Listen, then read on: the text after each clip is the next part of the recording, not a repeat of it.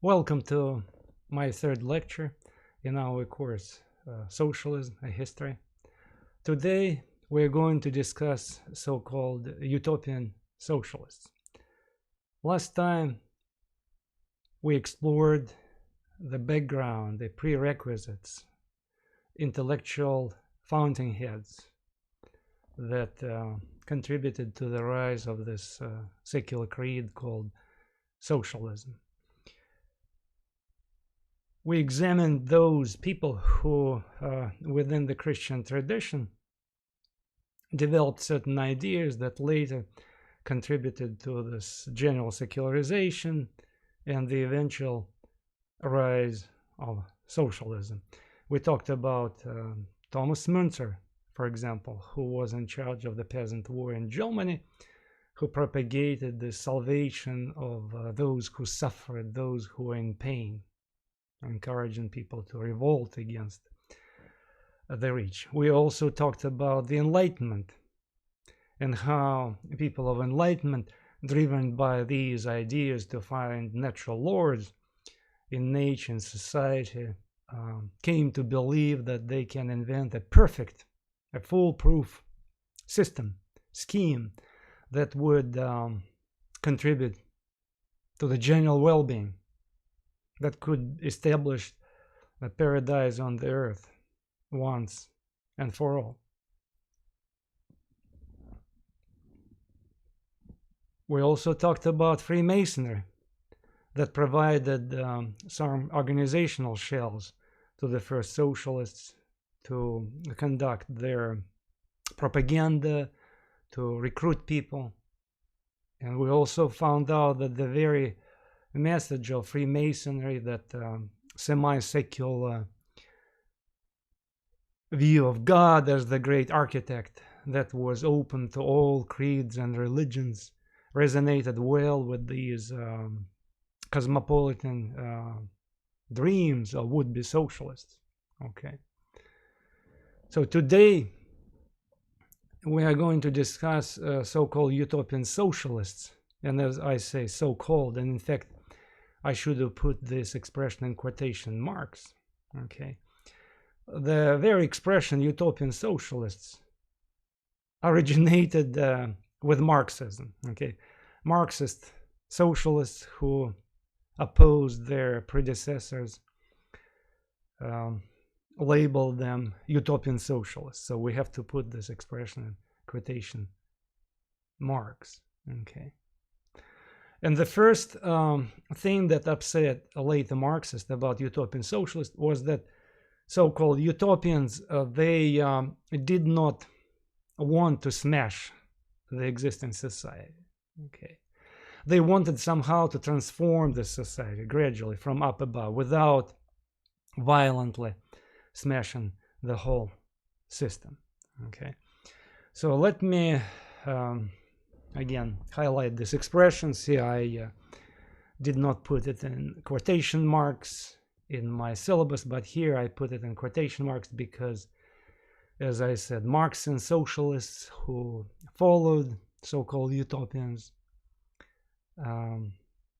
they did acknowledge the contribution of utopians, but at the same time they did not take them seriously.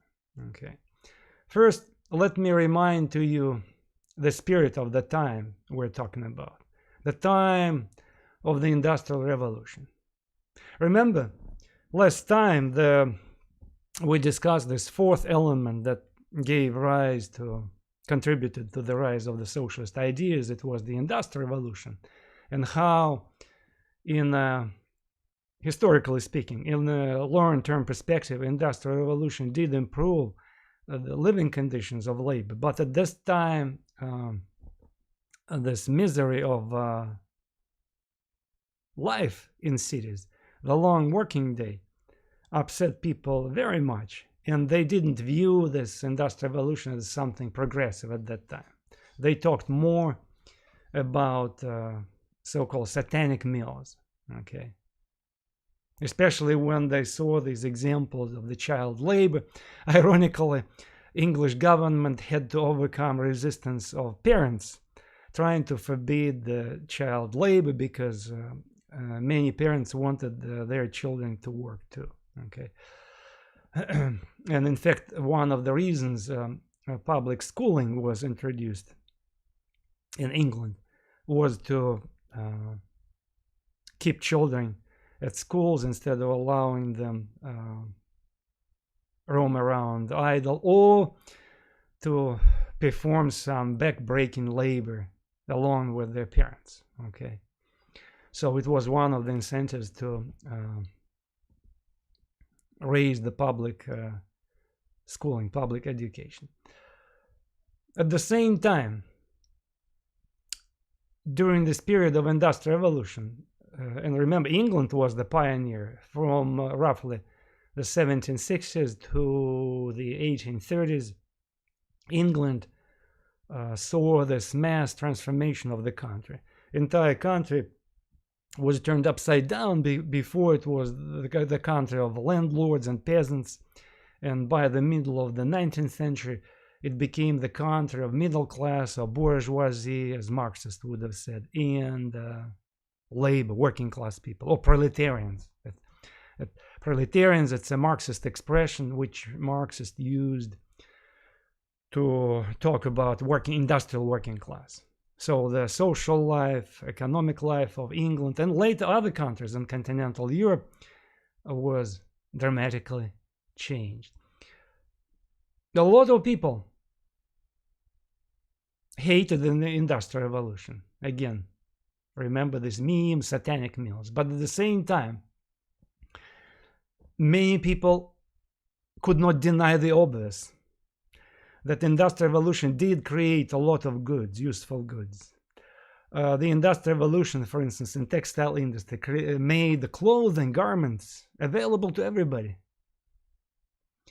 The food processing industry, so all items became easily available, and the prices for such common items were, for us, like utensils, axes, shovels, and as I said last time, pants and shirts, dramatically dropped by the early 1800s. So people did see their accomplishments of the Industrial Revolution, and it created this cognitive dissonance in the minds of the people who, on the one hand, they hated what was going on in these crowded cities when working class people worked for like 12 to 15 hours with a short break, when there was lack of sanitation. But on the other hand, they did see the accomplishments of the Industrial Revolution. So some people could not deny the obvious. They saw that Industrial Revolution could perform miracles, miracles of productivity. Okay. Plus, we shouldn't forget that in general, in English society and continental Europe, there was fascination with science. And science, by the way, was deeply tied to the Industrial Revolution. Like, for example, if we take James Watt, one of the people who perfected the use of steam engine. Again, James Watt did not invent steam engine. It was something that had been invented before him in the 1600s by a bunch of people, both in England and especially Netherlands, okay, where people experimented with steam.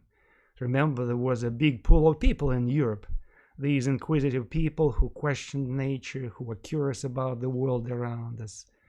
Republic of letters. Okay, so science, and James Watt, who was able to use the steam engine to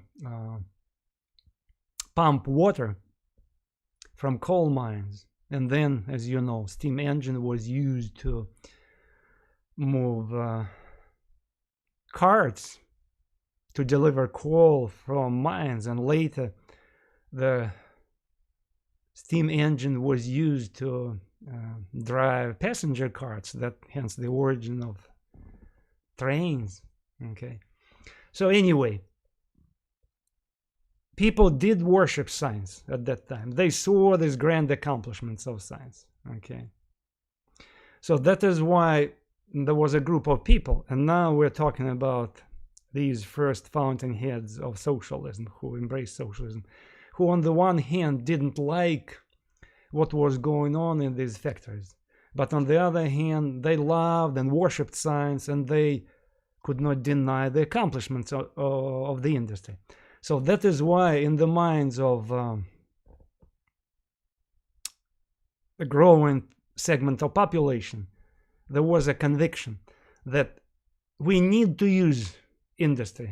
We should not destroy these factories. Remember last time we mentioned so-called Luddites, these males, especially peasant males, who hated the fact that girls moved to towns. They talked about this loose women who roamed the streets of London and other cities, who hated that the working class people made more money than they who remained in the countryside. So they hated this change of lifestyle, the chimneys, everything. So they raided factories. Remember these Luddites? And they set them on fire, or they were beating these girls who worked at the factories, or killed the managers who managed the factories. So educated people, or some aristocrats, or some middle-class people, they wanted to embrace the Industrial Revolution. But at the same time, they didn't like the social consequences of the Industrial Revolution. So they wanted to change how people worked on those factories.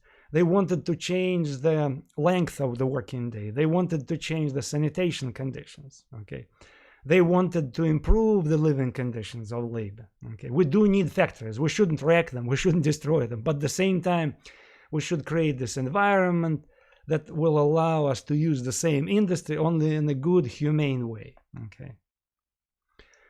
Plus, with the ascent of free market society, when so-called classical liberalism, or as Americans would have said, libertarianism, won the day in England, then in France, then in parts of Northern Europe, where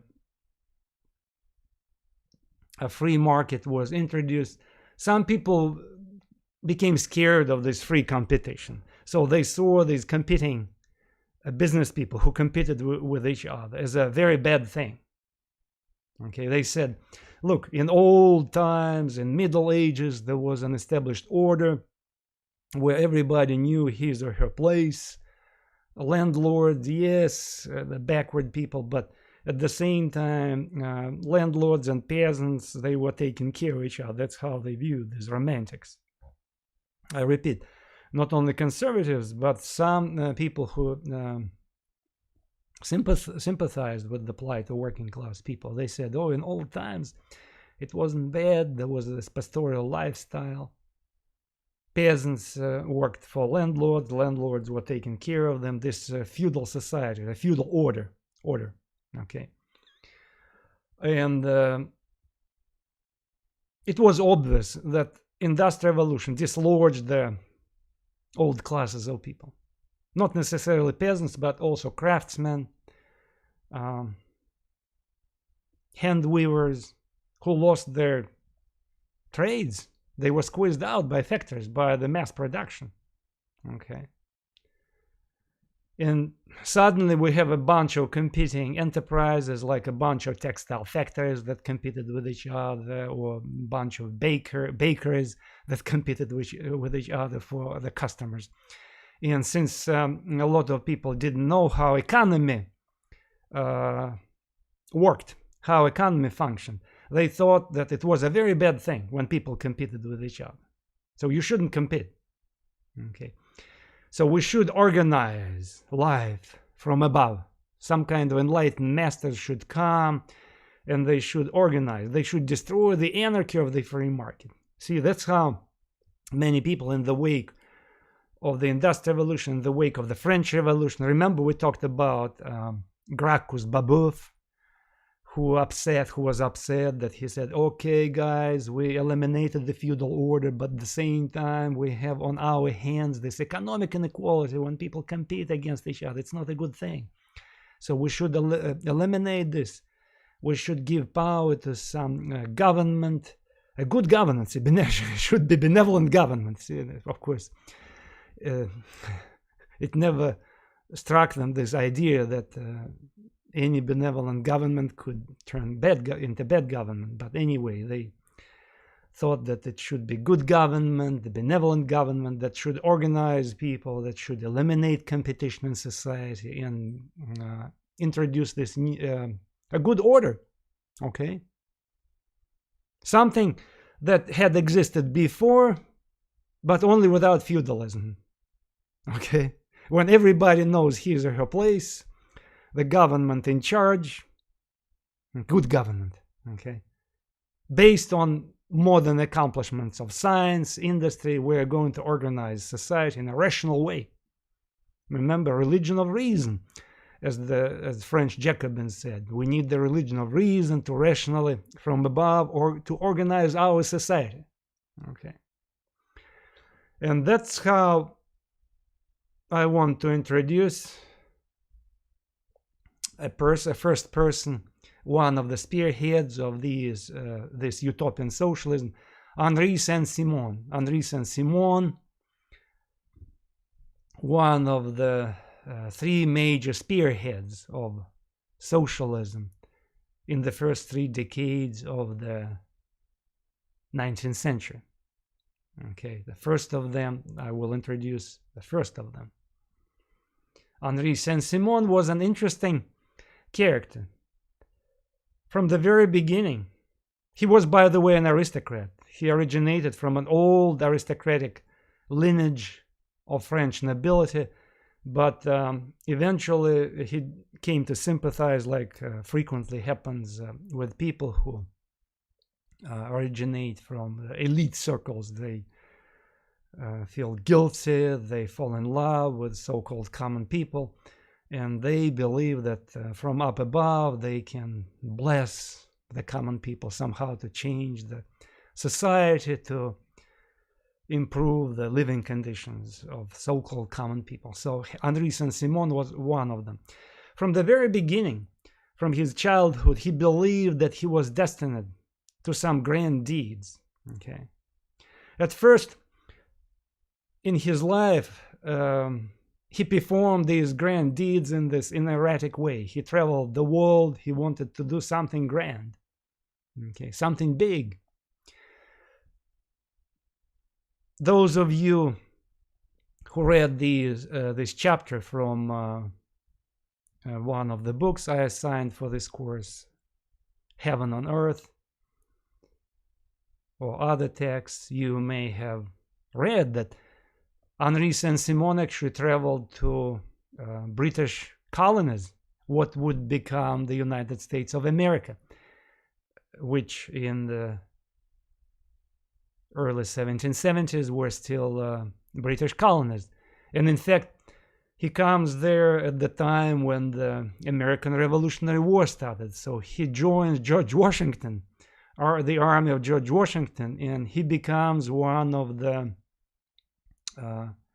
numerous French officers that assisted George Washington to build his army. So you know that the French officers helped to build a George Washington army that was represented by this a crude crowd of unorganized farmers. So he was one of them. As an aristocrat, he knew that's the way of fighting, because French aristocrats were taught how to fight. Okay, one of their learning skills. So he fights with George Washington. In fact, he took part in this famous Yorktown battle. Okay, some of you who are shrewd in American history, you might remember you might have read about Yorktown battle. Then he travels to other countries. He dreams at some point building canal between Atlantic Ocean and what Pacific Ocean, what later would become known the Panama Canal. Okay, so he wanted to connect Atlantic Ocean and Pacific Ocean. So, but again, nobody was interested in his project. Okay, so he goes back to France. he goes back to France, and he still believes that he was to do something grand, to change the life of society for better. Okay? In fact, he had a butler, and he ordered his butler to each morning to wake up himself with the phrase, "My Duke, you are destined to perform grand deeds." Okay, so kind of to give him inspiration for the day. Saint-Simon, who became famous for establishing Sensimonian school or Sensimonian religion, that's how it was called at that time. I repeat, it was not called Sensimonian school. We are using this expression. At that time, when he was able to create a set of his ideas, we're going to discuss these ideas. His set of ideas became known as Sensimonian religion. Okay. Basically, Saint-Simon believed that society should be run by enlightened masters, experts in science, in the arts, these great engineers, social engineers. So these enlightened masters, they would use science and reason to establish social harmony in society. Interesting thing. Although we use this word socialist, by the way, it was his followers who started to call this Sensimonian religion socialism. He did not actually, he hardly used this expression. He talked about his teaching as a social creed, social teaching. Or late in his life, he started to call his teaching the new Christianity. It's very important, and I will later show you the cover of his book. Okay, so late in his life, he came to call his teaching the new Christianity. So see, something that had to come and replace the conventional Christian religion. That's how he thought about his teaching. Okay, but it was his followers who started to call his teaching socialism. Although we classify his teaching as socialism, but look, he did not believe in the elimination of private property. See, he never believed in this. He said the wealth should be owned by individuals. But look, it's very important, the third bullet point on my slide. This wealth should be managed by the government. So the government should regulate how much people should have, how much people should pay in taxes. Of course, he believed in progressive taxes. And in fact, jumping ahead, we can call Saint-Simon the father of the welfare capitalism or welfare state. You heard this expression, welfare state. What today, for instance, we have in France, in Sweden, in UK, okay, this, or in Canada, welfare state. In the United States, in many respects, we also have this society, although not to such a big extent as in France or in Sweden, okay.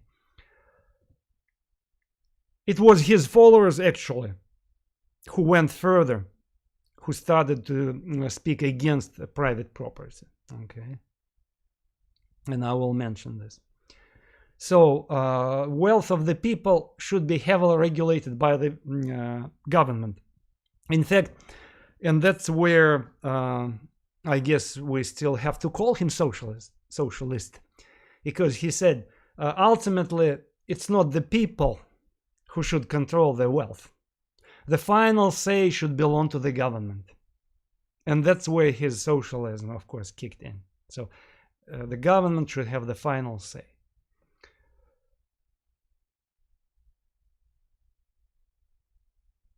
Saint-Simon believed that a good government, he called it, in fact, he called it the Council of Newton. Okay, the Council of Newton. I did not have it, I don't have it in my slides here, but what I'm just describing to you, he labeled it the Council of Newton. Why? It's actually, and I regret that I did not include this in my slides, this expression, the Council of Newton, which he frequently used to describe this type of government, these enlightened masters who should be put in charge of government, describes, conveys well the whole message of this utopian socialism. Okay, so it should be a group of enlightened experts who use science to perfect the life of people. Okay, so we're going to use science to manage people. Whatever science will tell us, we are going to impose this on society because science says so, because scientists tell us. Okay, see, it was only much later that people started in the 20th century, in the second half of the 20th century, when people came to exercise a healthy skepticism. People realized that this obsession with science could become an excuse to perform these horrendous schemes that politicians wanted to impose on society, which happened late in the 20th century, in 1920s, 1930s, 1940s, when militant politicians wanted to use science as an excuse to impose their wild schemes. So the science, this obsession with science, could lead to potential horrendous things. And that's what people like Saint-Simon and his followers didn't realize at that time. Okay, they didn't realize that science itself could become a religious obsession. Okay, they didn't think that so-called scientific consensus, it's a very relative thing. Okay, there is no such thing as scientific consensus. The scientists always debate each other. Okay, it didn't dawn on them, people at that time who were fascinated with the miracles of science. So many discoveries were made at this time during lifetime of Saint-Simon and especially his followers. Okay, one discovery after another popped up. Okay, in the 19th century. So they said they believed that scientific mentality, scientists could control society, could navigate society. Okay. So he said this Council of Newton created the industrial parliament that divided into three branches: chamber of inventions, where scientists, inventors would introduce their inventions that would navigate society; chamber of examination; and chamber of execution. Okay, so chamber of examination was to examine how the scientific inventions should be applied to life. Chamber of execution, it's like executives who should fulfill this, who should bring these inventions into our life.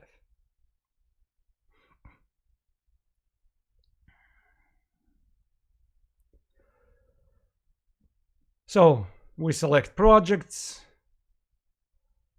300 members, top scientists who would be on the top of the pyramid of this Council of Newton. Okay, look, it's not only hard scientists, but we also have poets, artists, architects, musicians.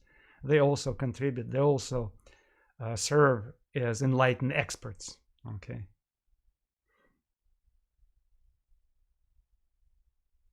See, this chamber of examination establishes this consensus. Quite dangerous thing, yeah? See, if you decide by consensus that something should be introduced, some kind of scientific experiment should be imposed on society, it's a very shaky thing, right? But at that time, of course, and to some people to the present day, they still believe that they still believe in so-called scientific consensus. Okay, not everybody knows this obvious truth that science and whatever scientists propose, it's a very relative thing. It could be applied only on a limited basis. You cannot impose this certain medical discoveries or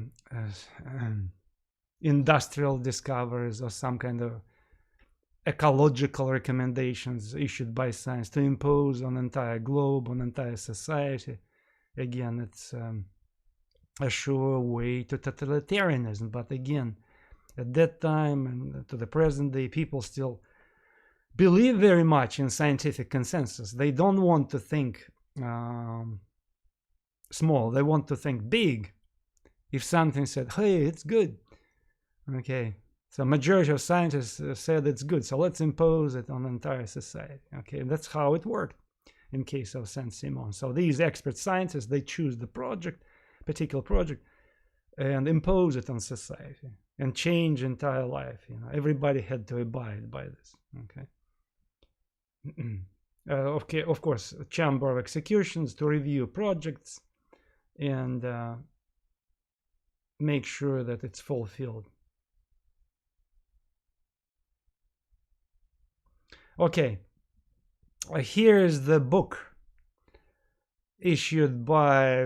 printed by Saint-Simon before he died. In fact, the last year of his life, he died in 1825, he issues this important book.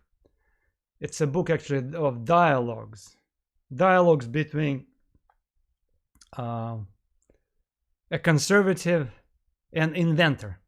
So he uses this word inventor, see, to describe the people who followed his religion, New Christianity.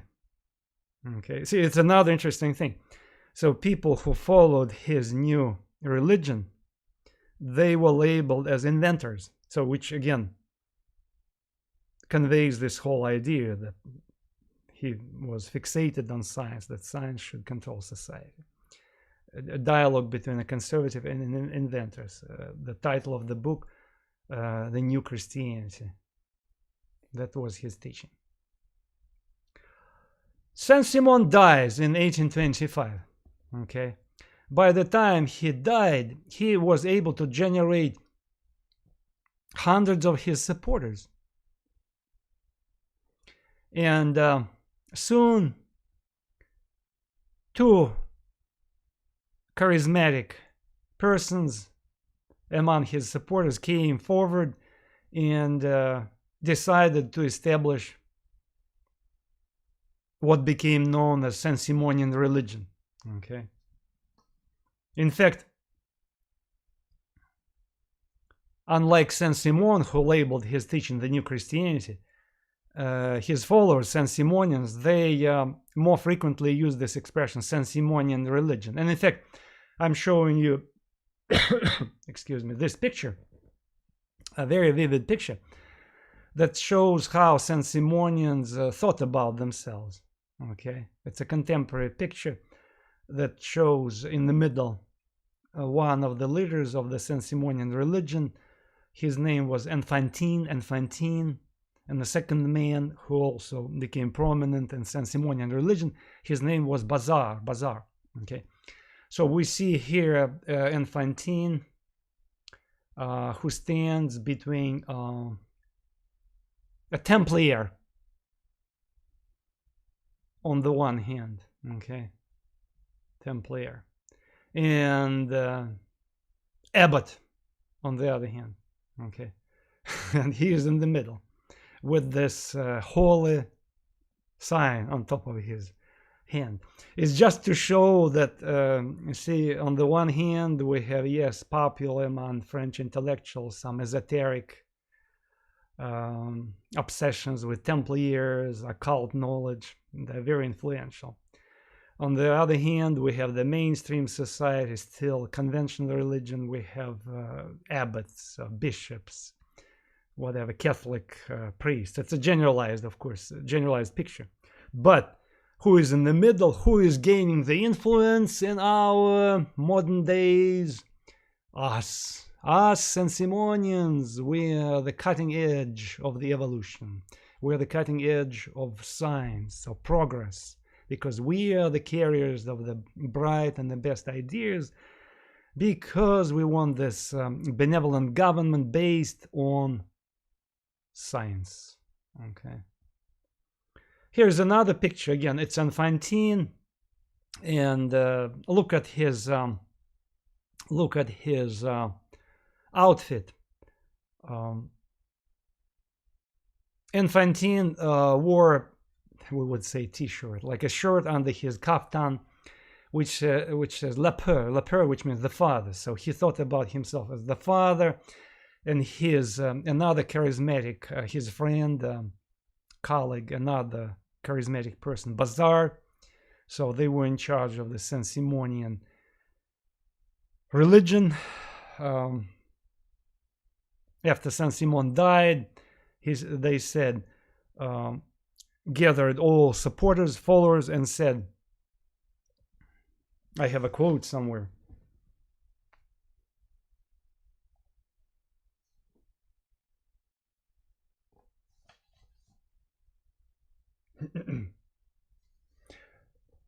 We had the school.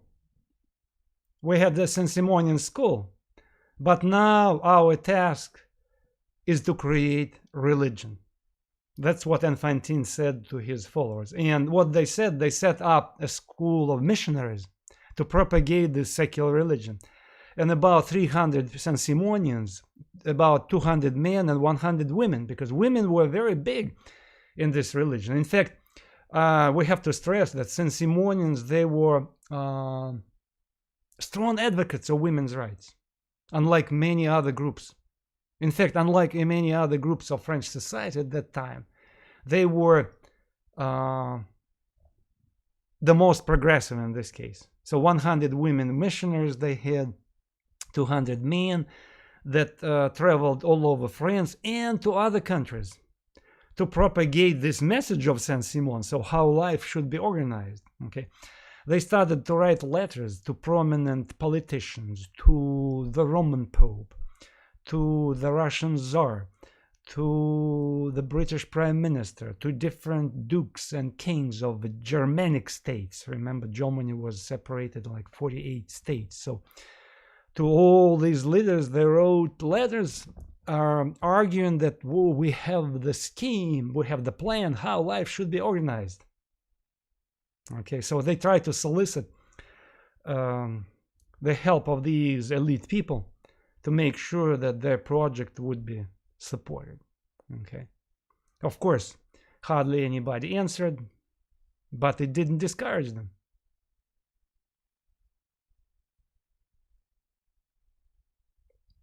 Soon, all over Europe, roughly, we have 40,000 members of this religion. Okay, it's because of these missionaries who propagated this, and it was actually among middle-class intellectuals, educated people at that time.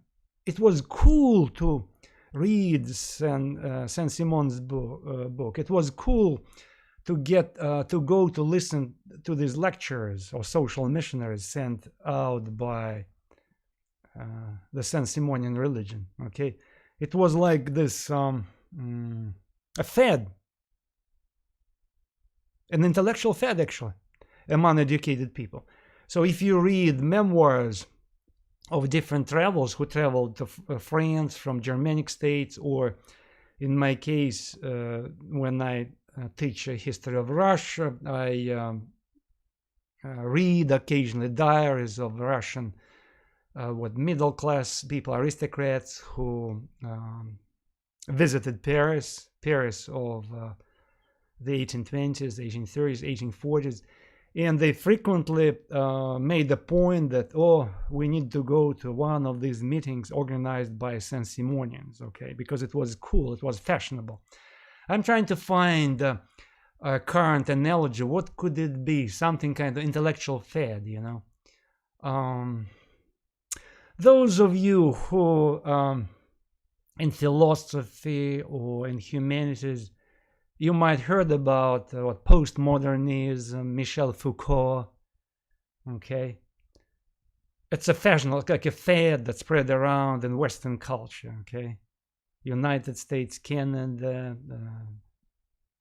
France itself, England. So something like this. You know, imagine some kind of intellectual fad. We have currently in our days, or something like this, that everybody believes that that's what it how should be, you know. Oh,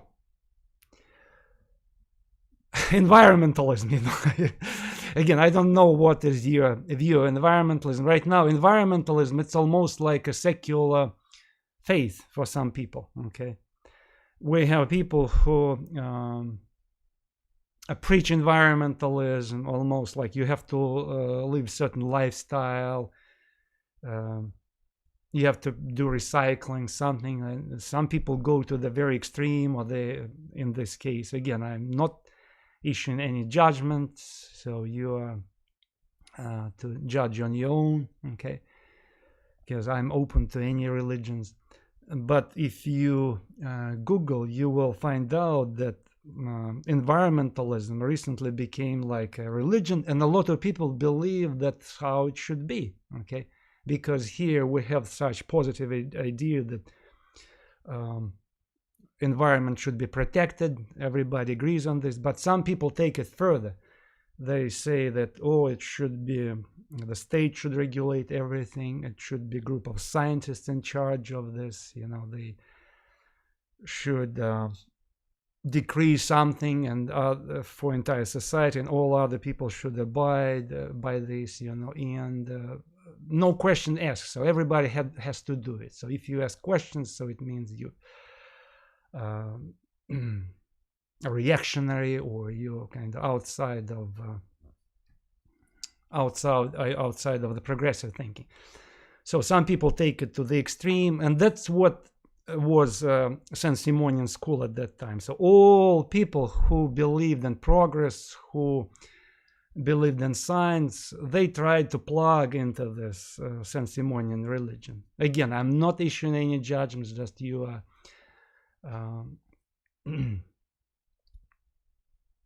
you are simply invited to draw the analogy between society at that time and our present day. Okay, I'm trying to find a certain a creed, certain current, certain intellectual trend that is extremely popular among modern day people, which could be compared with what we have at that time in Europe, Sensimonians. Including United States, what Sensimonians said was also popular among some educated people. So that's how it should be. Okay, going back to Sensimonians.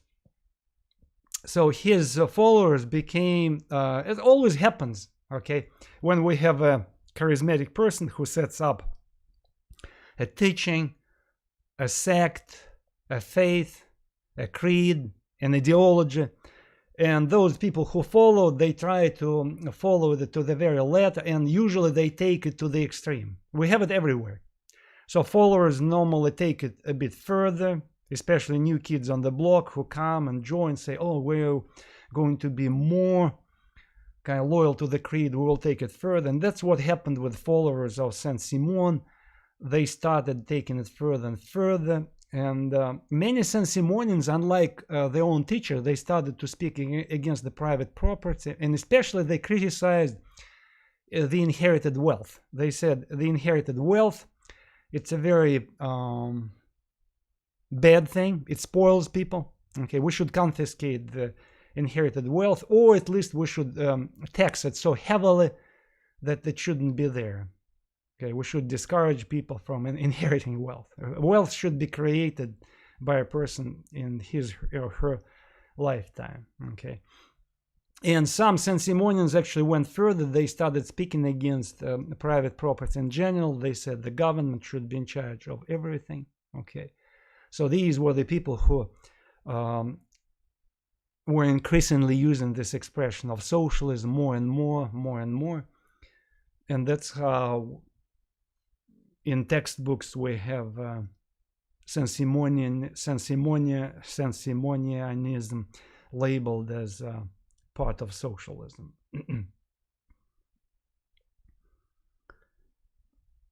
Sensimonian religion divided the entire society into two groups, industrialists and so-called parasites.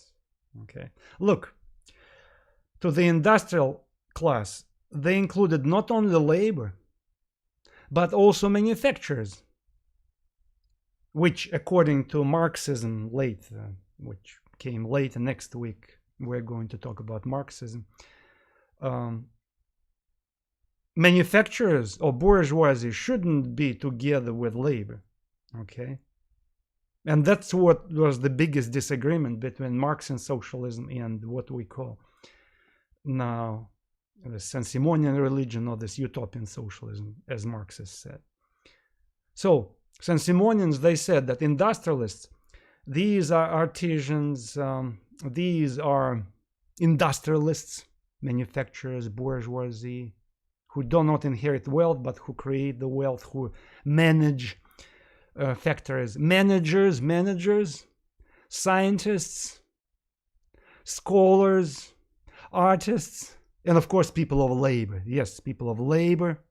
So all these things, they create either science, either products, or created pieces of art.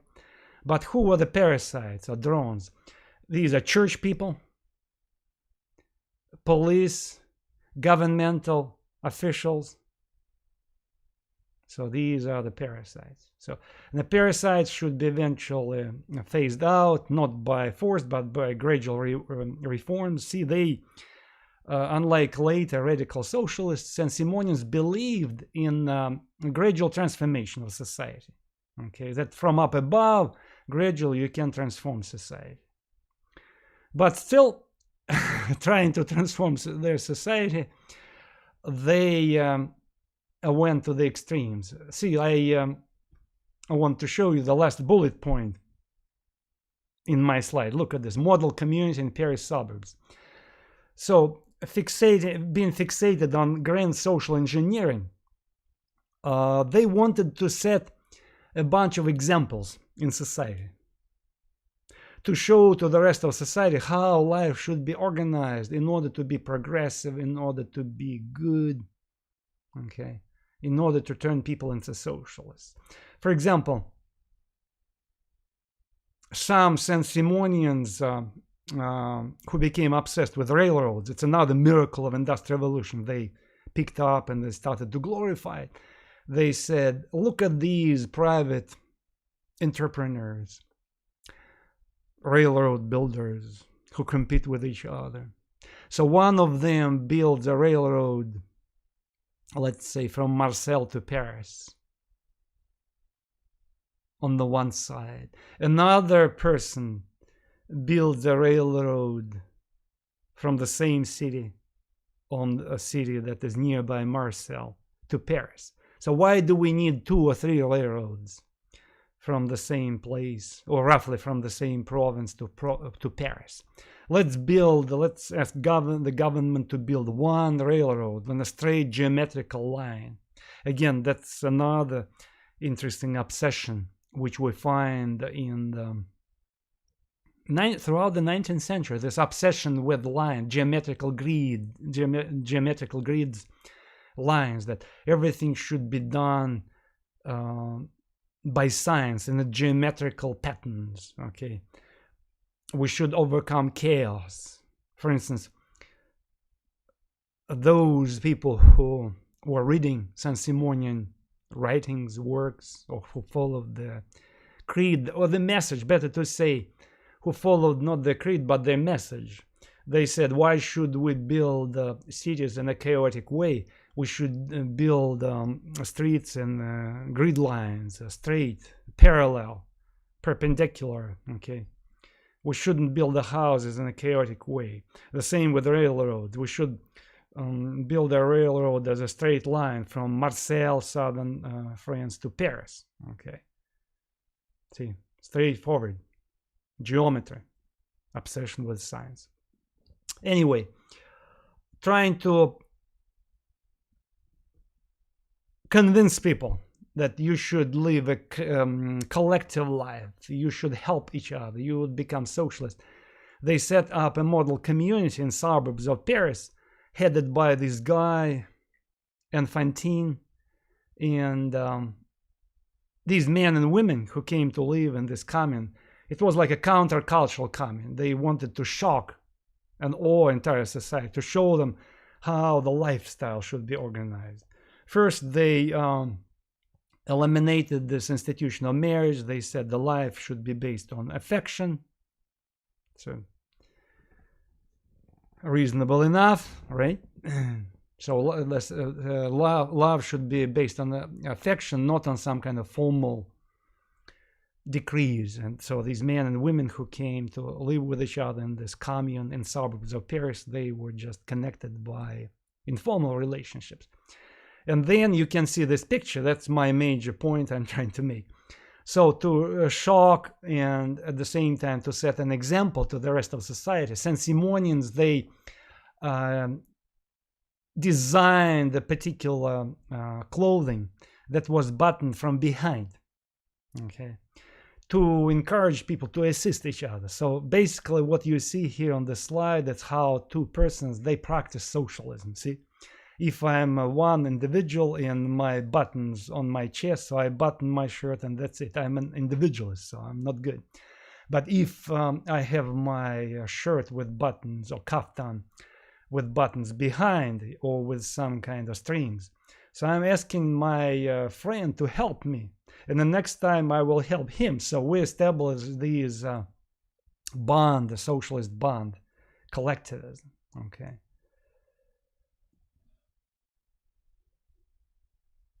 And next person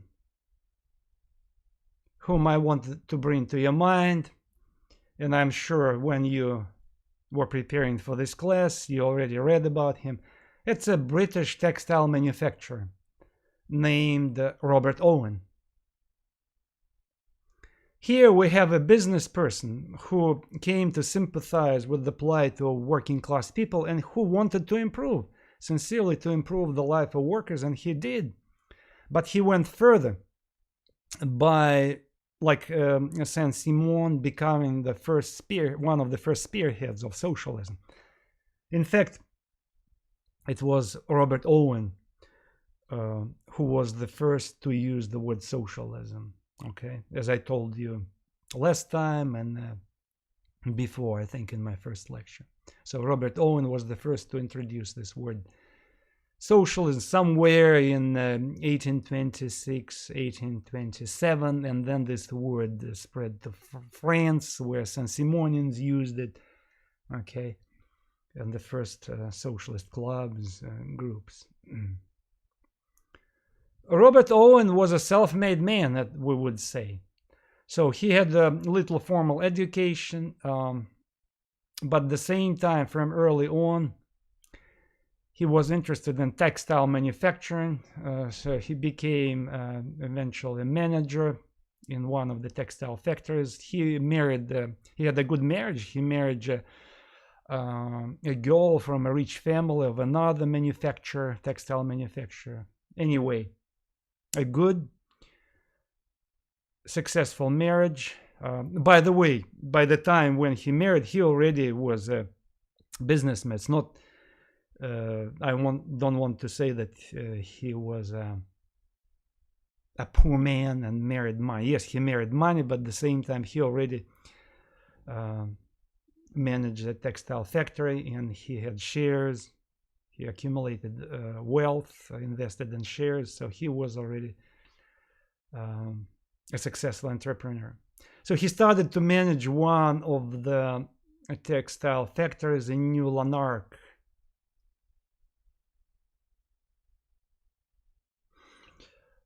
He was concerned about the plight of his workers and the moral life of workers.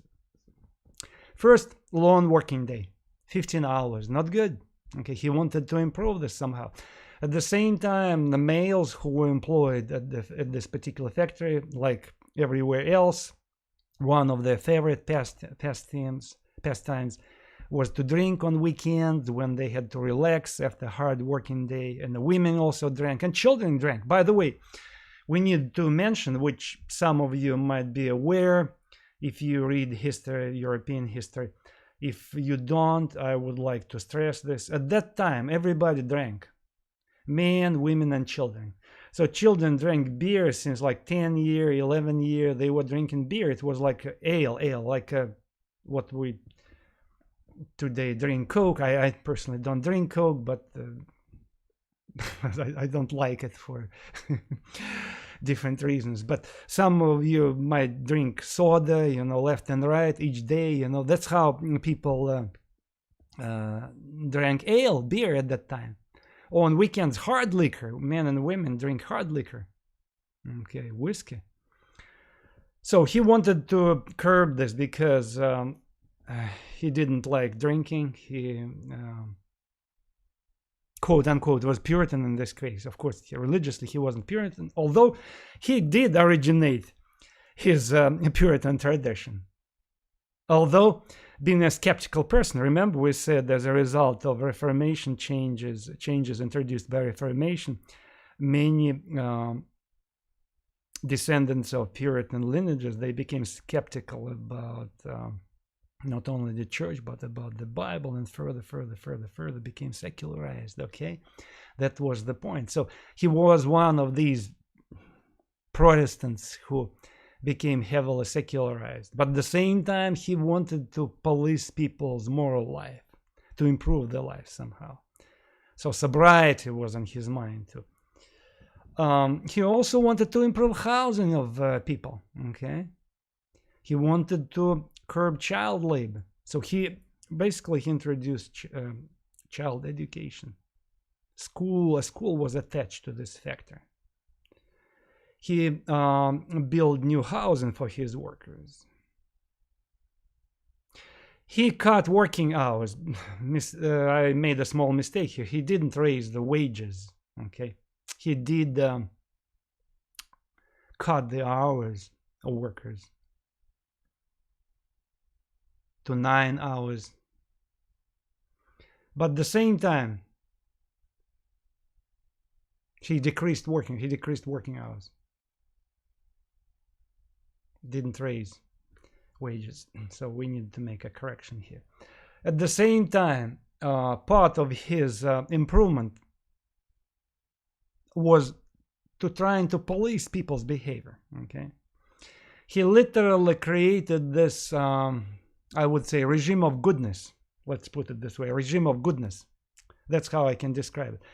So he did not practice harsh punishments, don't get me wrong. He did not whip people, of course, because people were free, they could quit factories. Okay, they could go to another factory. So nobody kept them in the factories. They were free people.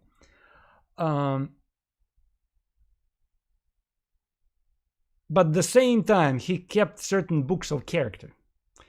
His managers were obligated to watch people, how much they produced, how they worked, and they gave them the points. Okay, and if people did not fulfill these points, okay, were not productive, of course, the wages were cut. Okay, that was the major way to discipline them.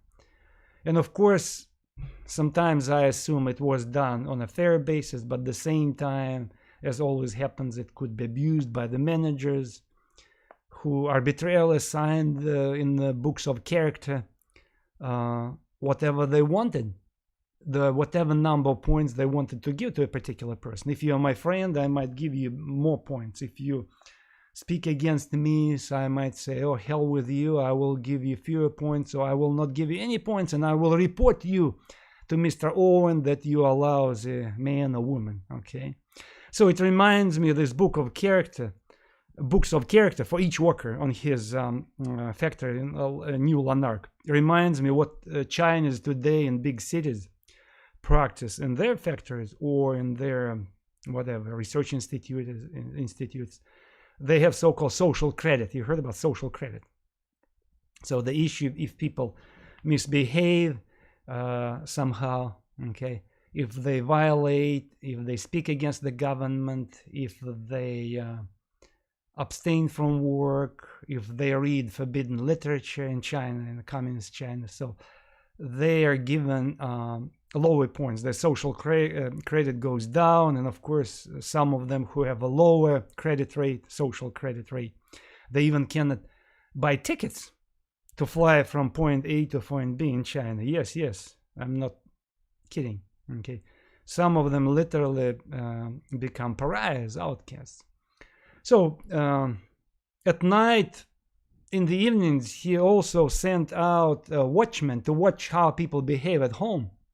Okay, either they drank or not, either they washed hands or not, whether they sent their children to schools or children were doing homework or not. And of course, he policed making making sure that all of them went to schools.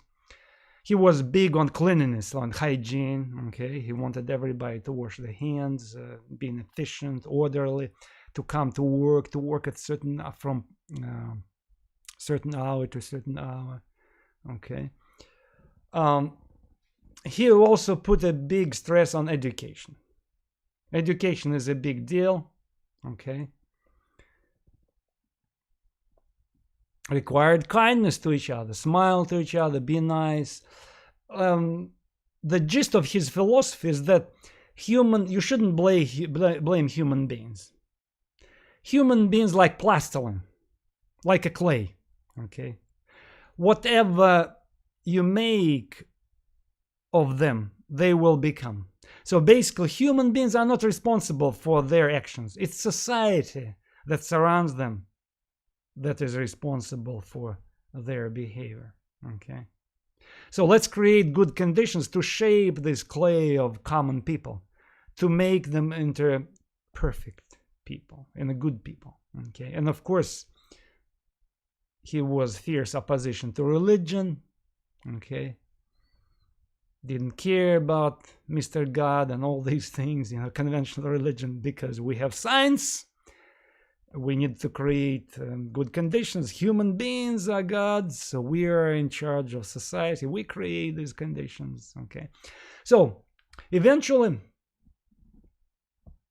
he started thinking about creating these model villages to raise new human beings. By the way, I forgot to mention that unfortunately his factory, New Lanark, did not succeed, because he tried to show to other manufacturers, follow my example, but they didn't. And soon his factory went bankrupt, but he did not discourage him. So he wants, by the time when New Lanark, this factory, was failing, he started thinking about creating a model village where he can practice his socialism, new social life. Okay. He wanted to be this social scientist or enlightened expert who would be in charge of creating this new progressive society, command control approach. Okay. He believed like Saint-Simon and change from the top. By the way, something uncomfortable which people who write about Robert Owen never mention. Even this textbook, Heaven on Earth, which is rather critical of socialism, he doesn't mention it either. Okay, I was shocked to find out this fact. Robert Owen goes to the New World. He visits the United States. In a few minutes, we're going to talk about this. But on the way to the United States, he visits Caribbean islands. He goes to Jamaica and a few other Caribbean islands. Okay, what was the Caribbean islands at that time? It was the society of plantations, sugar plantations, worked by slaves and managed by some mixed blood people or Europeans, a few Europeans who lived there because climate wasn't good for them. He comes there and he says that the society established in Jamaica, for instance, he observed carefully, gives me an example of orderly society where masters organize well the work of the slaves. And to me, that's what writes Robert Owen. To me, these slaves look like happy people who are well taken care of, who are well dressed, who have something to eat each day. I don't have exact quote, but if you're interested, during our office hours, I can provide you exact quote. But he literally says, my free rendition. Something along the same lines, you know. I watched these societies, slave societies in Jamaica and other islands, and I came to a conclusion that these slaves live a happier life than the working class, industrial working class in England, which live unpredictable life,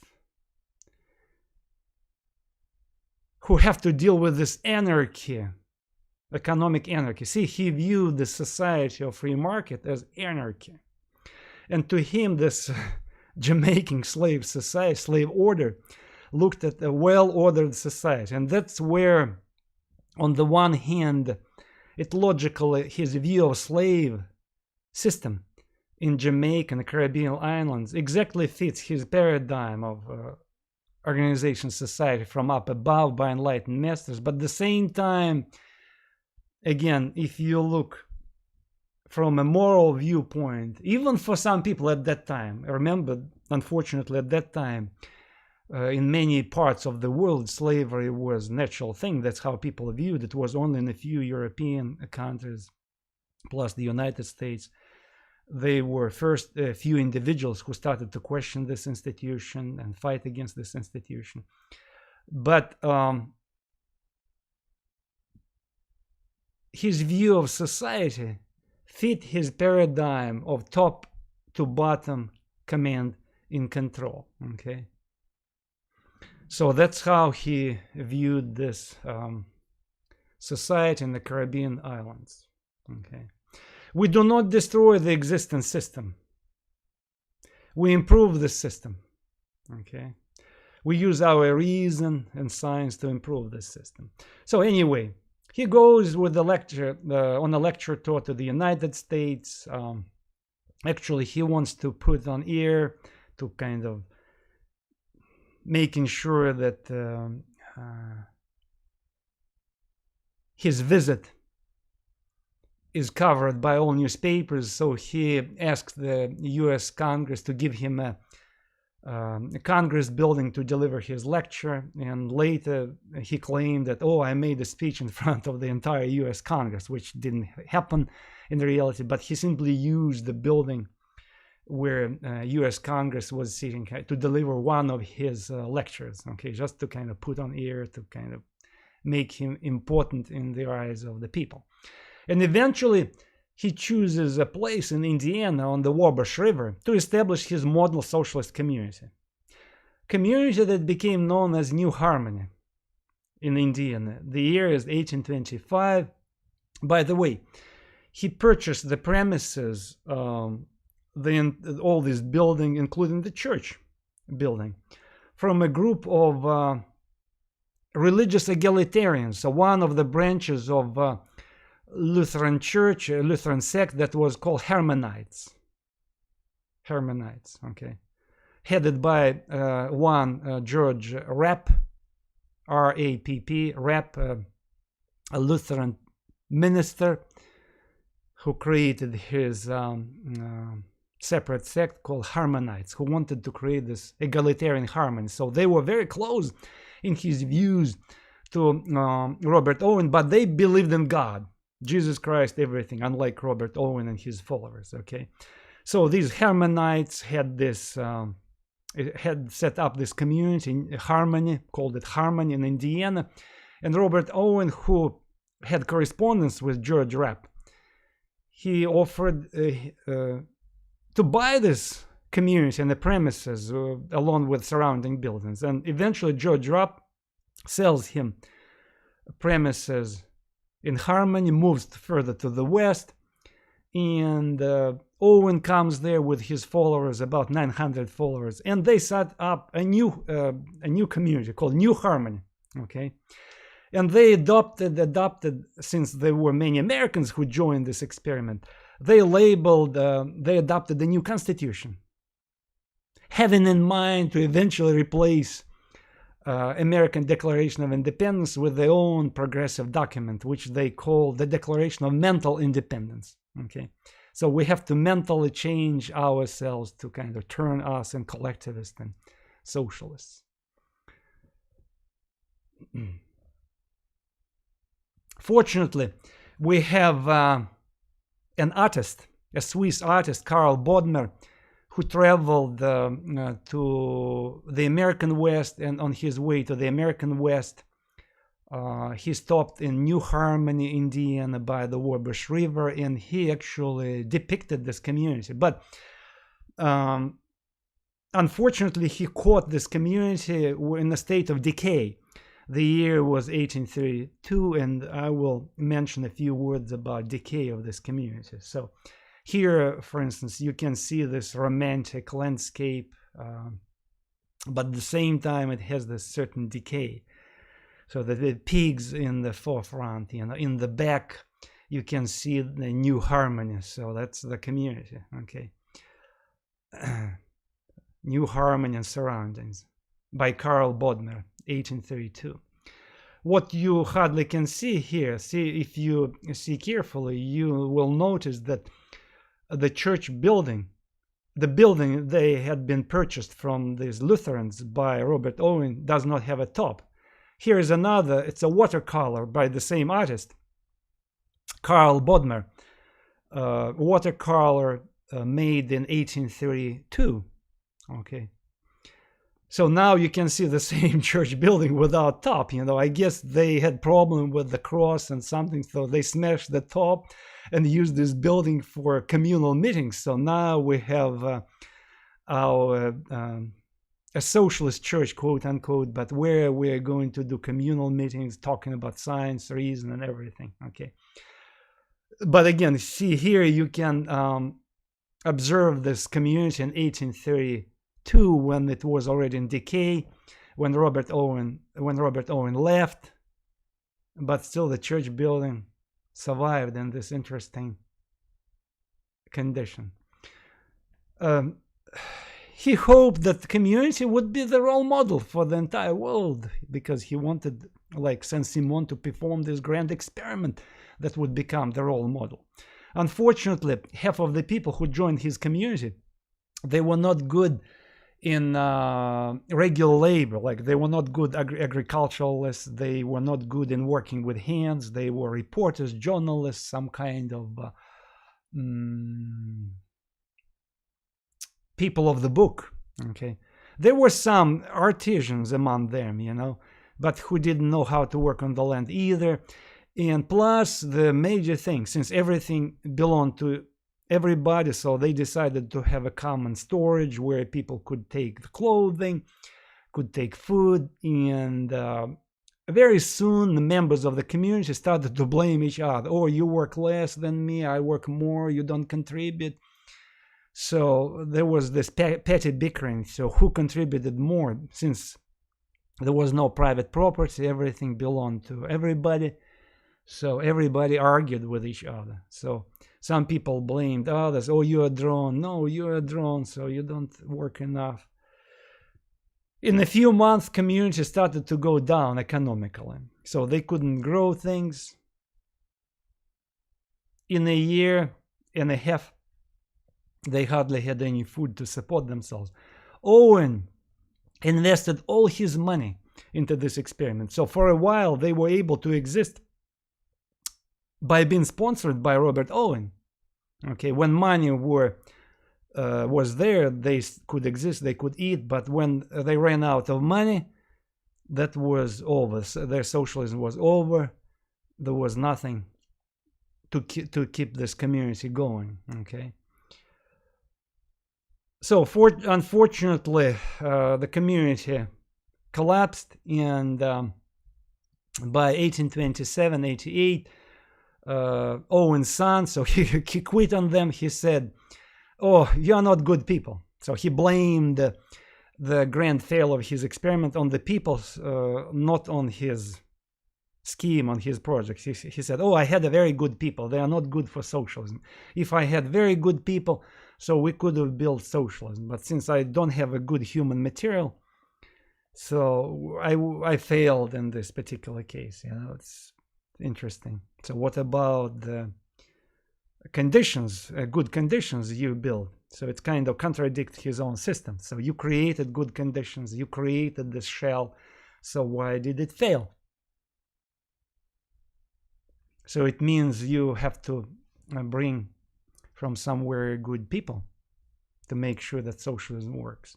Of course, he had this excuse that these people were not educated enough, they were not been aware enough of the beauty of this collective existence, so they're still selfish. That is why everything failed. Of course, no ideologist will ever admit that his faults. Okay, so he goes back to English, and he goes back to England.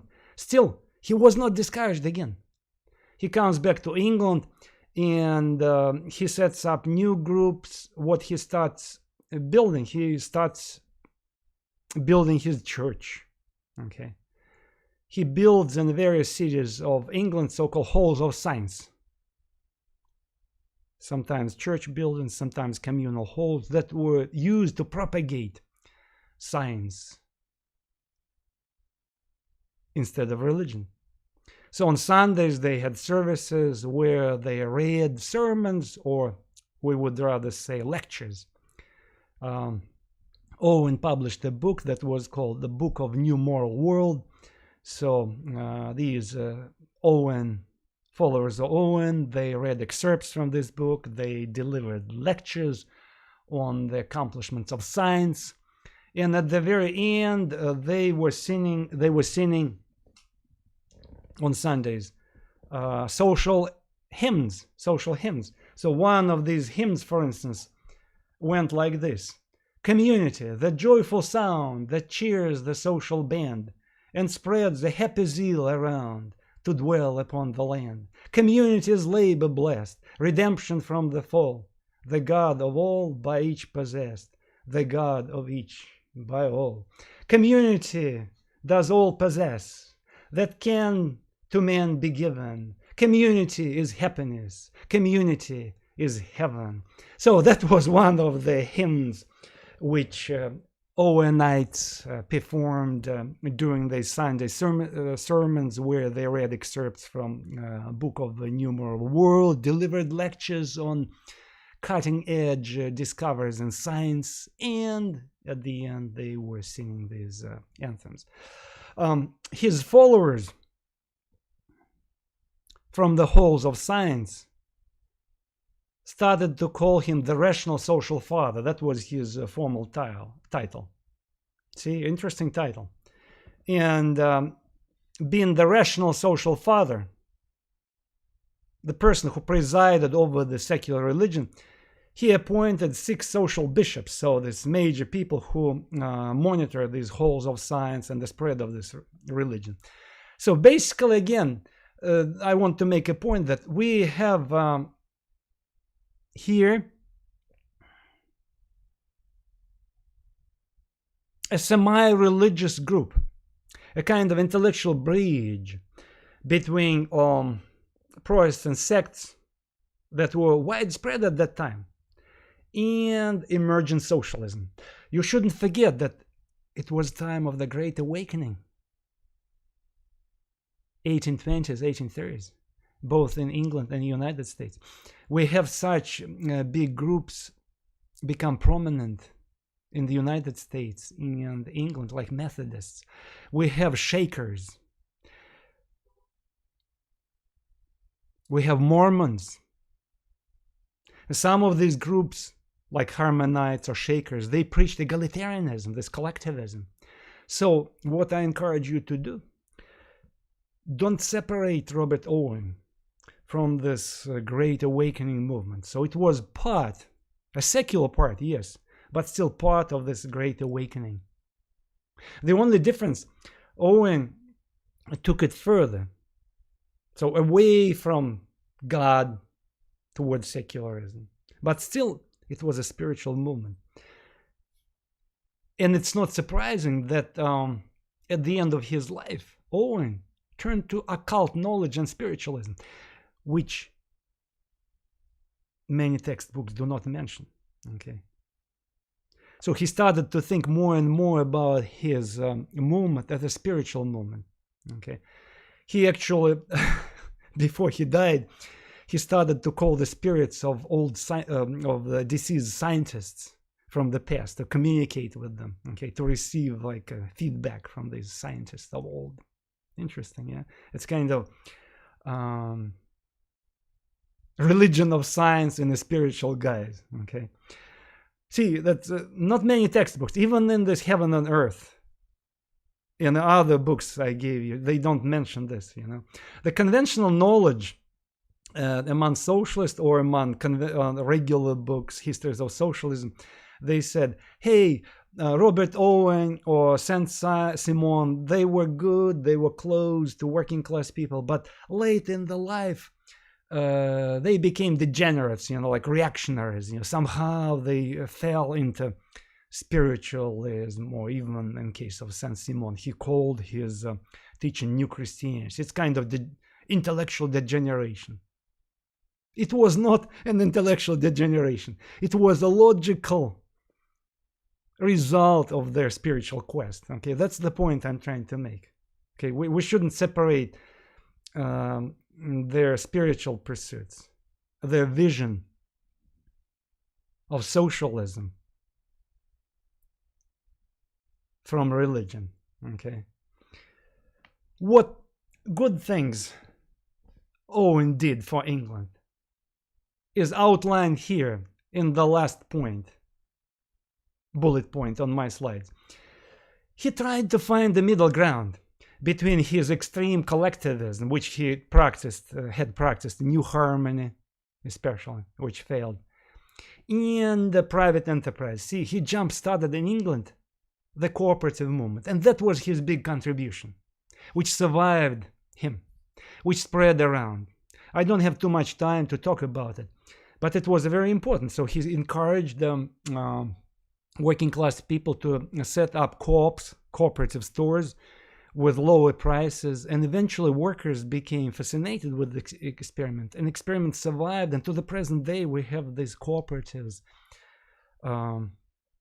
in working class neighborhoods or among interested citizens who create bookstore co-ops, food co-ops, where they subsidize the prices. And it did work, and it still works, you know. So that was his contribution. Okay, if you want to read more about it, Google Robert Owen and cooperative movement.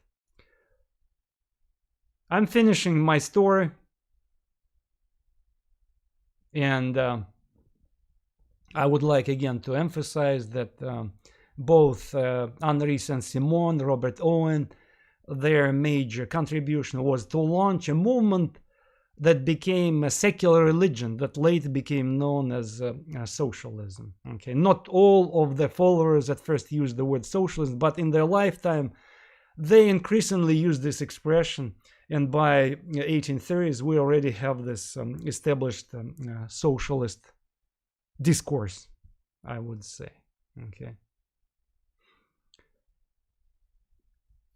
we have the third person who also contributed heavily to socialism.